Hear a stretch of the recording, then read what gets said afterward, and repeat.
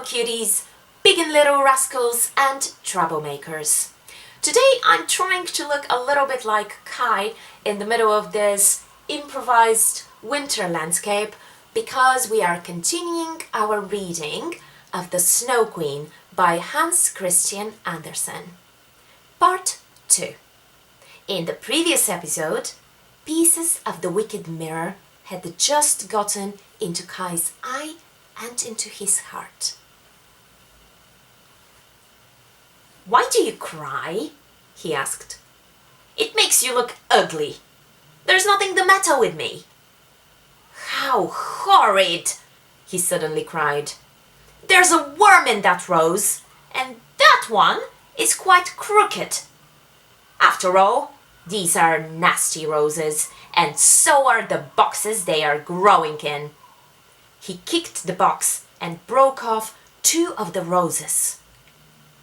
"What are you doing, Kai?" cried the little girl.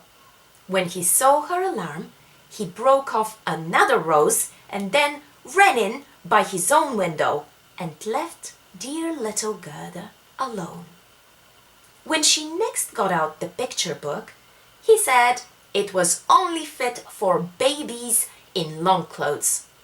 When his grandmother told them stories, he always had a "but," and if he could manage it, he liked to get behind her chair, put on her spectacles, and imitate her. He did it very well, and people laughed at him. He was soon able to imitate everyone in the street. He could make fun of all their peculiarities and failings. "He will turn out a clever fellow," said people. But it was all that bit of glass in his heart, that big bit of glass in his eye, and it made him tease little Gerda, who was so devoted to him. He played quite different games now. He seemed to have grown older.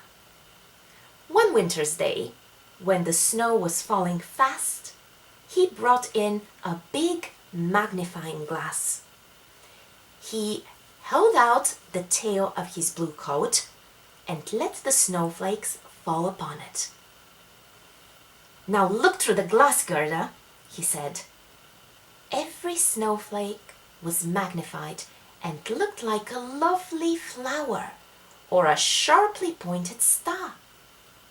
"Do you see how cleverly they are made?" said Kai. "Much more interesting than looking at real flowers.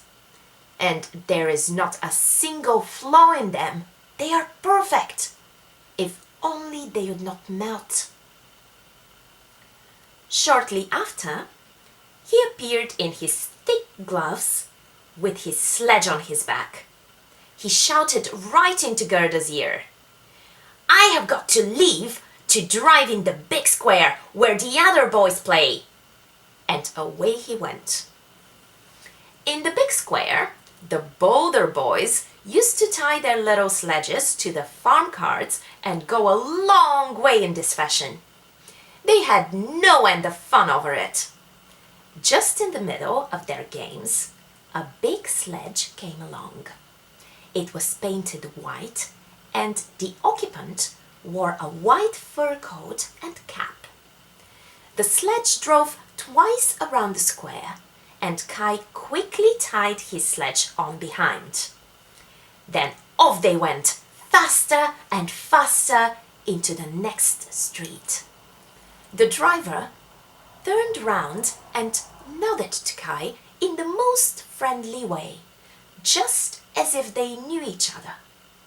Every time Kai wanted to lose his sledge, the person nodded again, and Kai stayed where he was, and they drove right out through the town gates. Then the snow began to fall so heavily that the little boy could not see a hand before him as they rushed along. He undid the cords and tried to get away from the big sledge, but it was no use.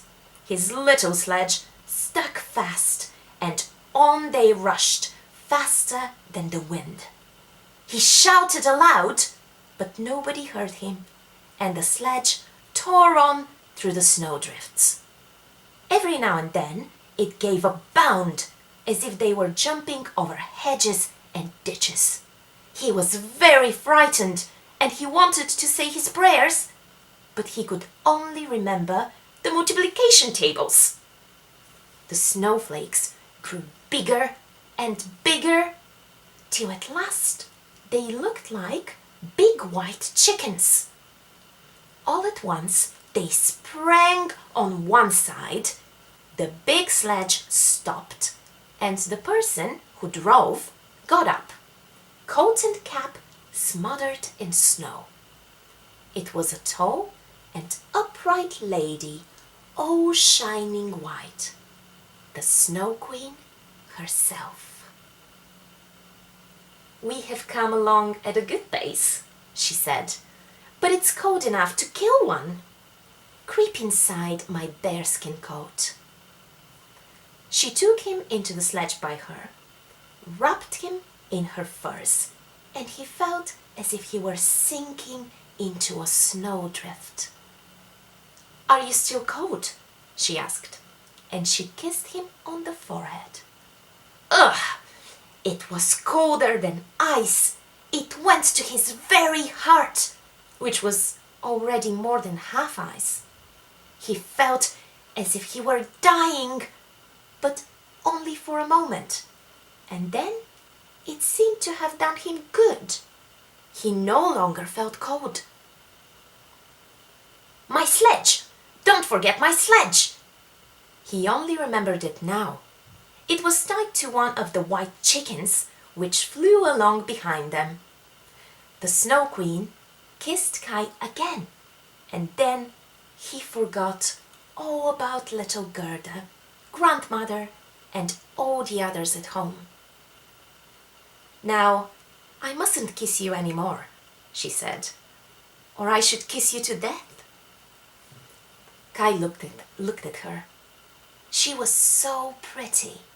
A cleverer, more beautiful face could hardly be imagined. She did not seem to be made of ice now, as she was outside the window when she waved her hand to him. In his eyes, she was quite perfect, and he was not a bit afraid of her. He told her that he could do mental arithmetic as far as fractions, and that he knew the number of square miles and the number of inhabitants of the country.